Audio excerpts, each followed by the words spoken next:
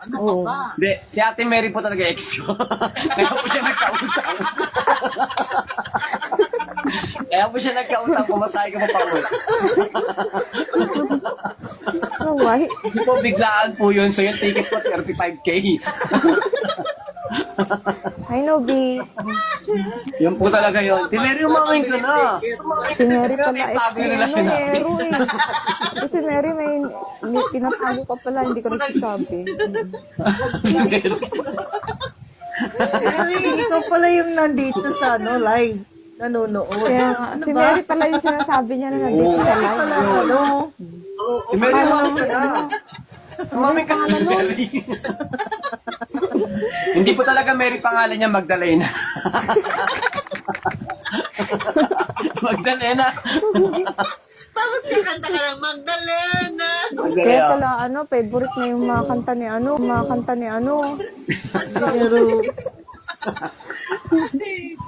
Ate Mary, umaming ka na.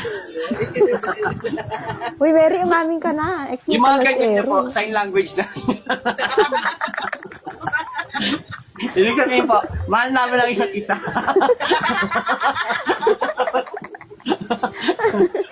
Yan po, kunyari, matutulog na po siya, gaganyan lang po siya. Ano na? Ilaw siya. Yan, ganyan lang po. Paano siya? Parang nag-ano lang. Pinawisan si Ero. Ero, Kailangan gusto mo talaga ipon mo dyan para hindi ka pawisan. Naka-strip na yun. Ano ba yun? Wala eh. Ngayon kung gusto sabihin, Team Marites, happy ba kayo nakasali na ako sa Team Marites? Oo. Pasado ka na talaga. Ngayon pasado yun. ka, pasado ka. Pala sabi niya, nandito nanonood si Mary Ay, pala alam ko yun. na kung bakit. Alam ko na Ano kung ba? bakit umuwi si Hero ng Pilipinas. Kasi Bakit po? doon siya na broken hearted sa Japan. Ay, hindi po. Hindi po. Hindi po. Hindi po. Hindi po kinaya ni Mario LD.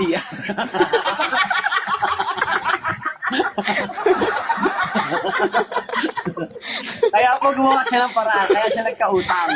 Kaya pala may utang na 40.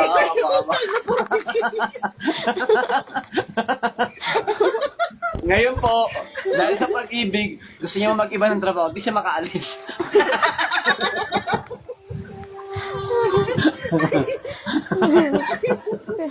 Kaya nga, hayaan na natin si Mary dyan.